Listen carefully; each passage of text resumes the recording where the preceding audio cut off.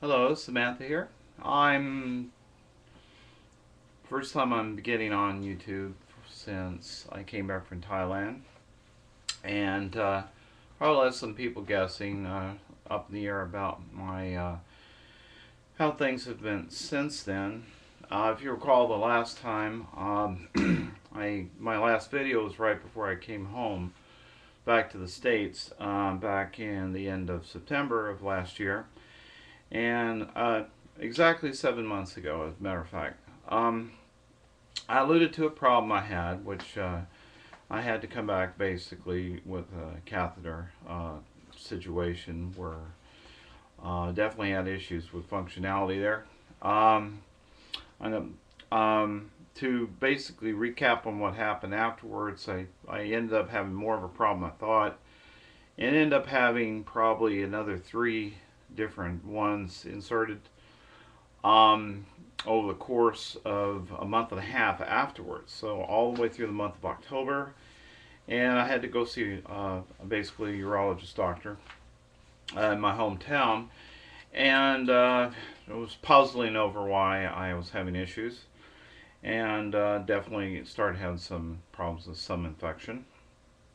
Um, what was discovered, of course, was that they had to go in and discovered that the prostate gland, which they actually left during the surgery, was actually blocking the works from the bladder to out. And the only reason I don't get in I don't want to get too much detail, but on a public forum like this. But I think it's important to note that issues can happen when you have surgery like this. That even though I didn't count on this at all, um, it, it's everybody that has had the surgery has had different issues. Of course, I think I'm probably one of the extreme few that had problems with this, but I think the surgery aggravated the prostate gland, which in turn just closed everything up. So on the 15th of November, I had day surgery to basically what they call a laser. They use a laser to cut through, kind of basically boring out the passageway and then cauterizing it as it goes. So I had that done, that procedure done, and that followed up with a horrendous infection over the course of the next week.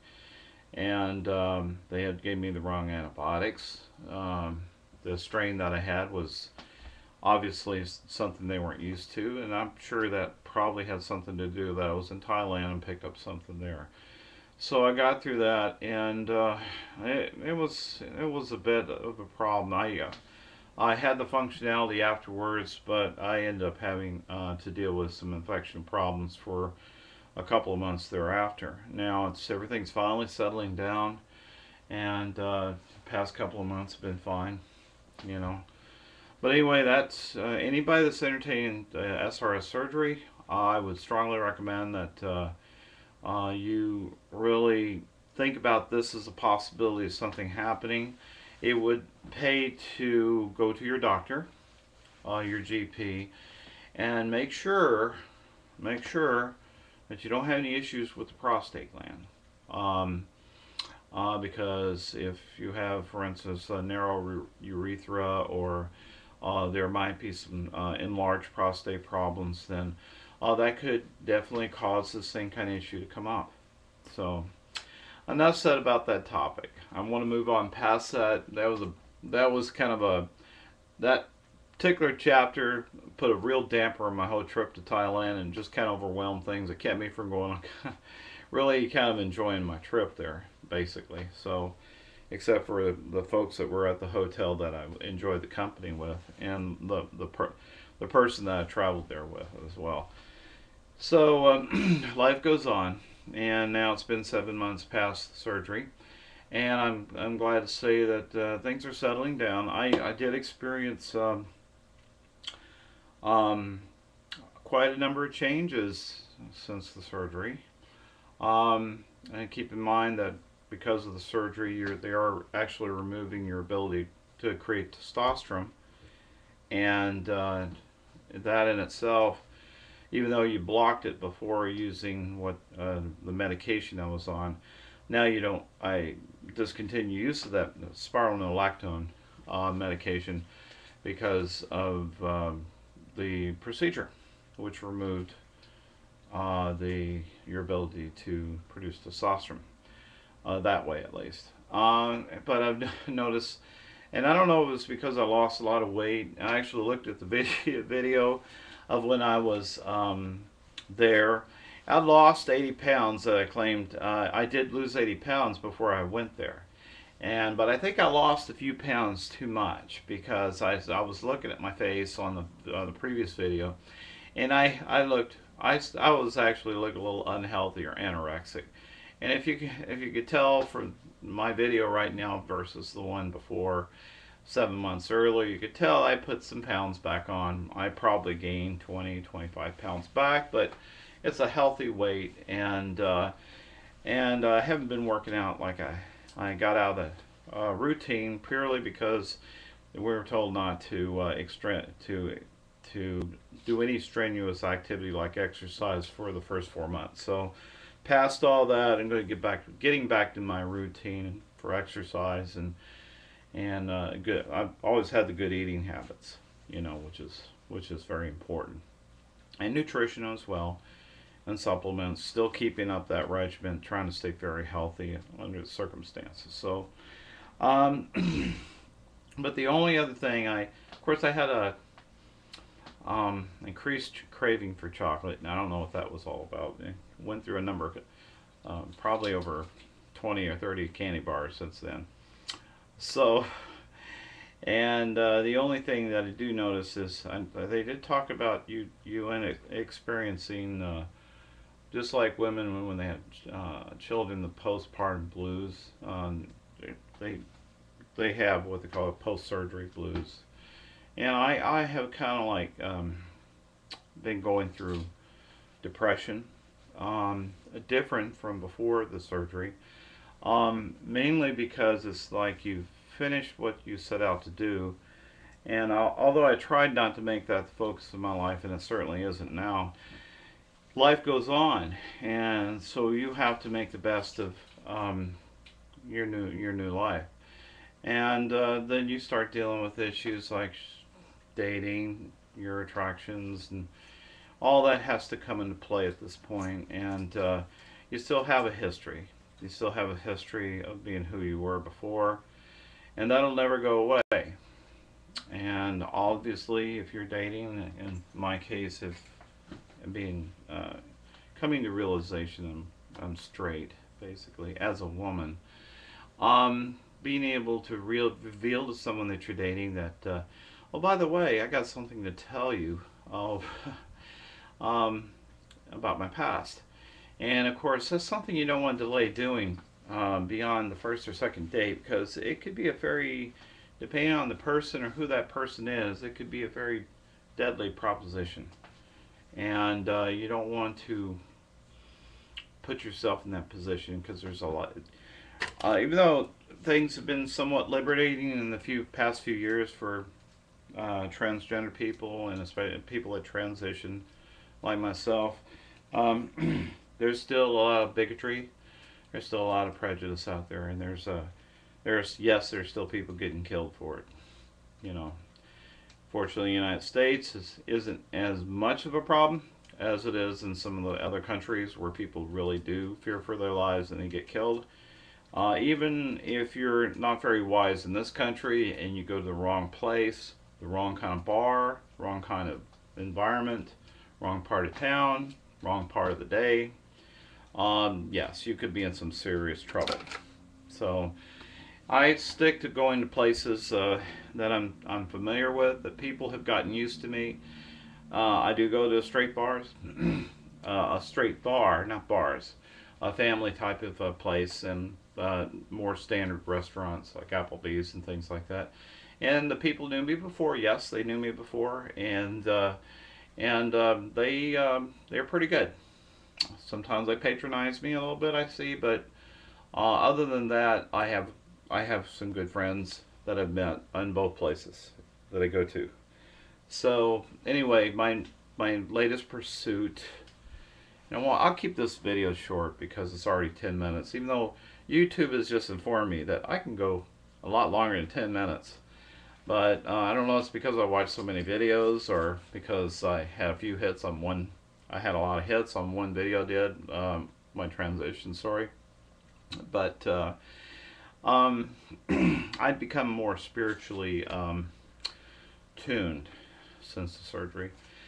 I'm very tuned into, and I'm not to say I'm becoming conservative in the sense you think of some religious people do, and they a lot of times that's associated with some really negative stuff, bigotry and prejudice and all that. But I I have been a born again Christian for a long time, and I became born again when I was well, that term may mean different things to different people. To me, it is an acceptance of Christ, and that happened while I was transitioning because I was part of a whole different religious organization that just, in my opinion, is rejecting Christ, and so I've had some bumps in the roads while I was transitioning, but I have focused more on my studies with the Bible. I've come to learn that if you're really a true Christian, that you have no right to judge anybody else. You have no right to judge anyone about their life or what they do or who they are. I should be the least to talk. I mean, because I experienced that from people, and that was one of my biggest issues. Being Christian as a transgender or transition person is how the people, the greater majority of these folks in these churches, really, as far as you're concerned, you're a very condemned person, and I think they misquote things. It's not being who you are isn't an action like a sin or anything like that. So, but anyway, that's not to really turn this video into a religious or a spiritual discussion. I'm just mainly relaying the fact that I have focused more on the future, biblically, from a biblical standpoint. I see a lot of things happen in the world. 2012, there's a lot of things going on, and my whole thing with transitioning or being transgender is nothing in comparison with the real issues that are going on outside of this. Outside the real problems that people are having, unemployment, the just to give you an example, and then I'm going to get off. And I'm going to probably post another video before long, instead of this long, massive 7-month delay. But I own a home in my city. Well, the bank probably owns a little piece of it, but I own more of my home probably than a lot of people do nowadays. But I can honestly tell you that my home at one point went up to over $250,000 in value. And just in the last 3 years, because of the economy and because of the slump, the perceived value of my home has now dropped down from the $250,000 mark. I've lost $110,000 value on my home. And I see that in the surrounding properties as well. I mean, it's just a common problem. A lot of this has to do with the economic crisis with our currency, the inflation, and of course I see as gas prices are now going to $4 or $5 a gallon. I think you're going to see more of a spiraling effect, and things aren't going to look very pretty by the end of the year. So all the more reason why I think that the events that we're seeing is the start or the fulfillment of the Bible as it gets into the prophecies about the times of the end. So, but I'll probably have set up another YouTube site to cover more of my spiritual biblical views. I'm not going to use this particular user account has been more focused on transition and about issues directly relating to that. So I won't turn this into a spiritual platform or to discuss things aside from mentioning this is what I'm doing now. Anyway, I'm going to leave it at that. I hope that people hanging on the edge of their seats about what I've been doing. But I'm like I said, I'll probably post again in the next little bit.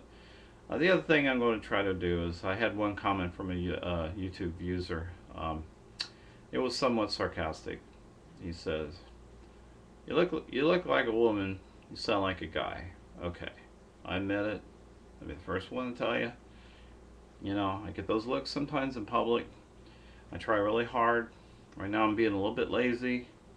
First thing in the morning, I sound a little croaky. But that's another issue. I'm going to start concentrating on trying to sound very pleasant or higher. There is a gal up in Seattle who does training, voice training. I certainly can afford it. I'm not exactly broke. So I'm going to endeavor to fix that, improve that part. It definitely is a big issue for me at this point, so more than anything else. Anyway, everyone take care. I hope you all have a good day. Make the most of it. I certainly am trying to. And I'll talk to you all later. Bye.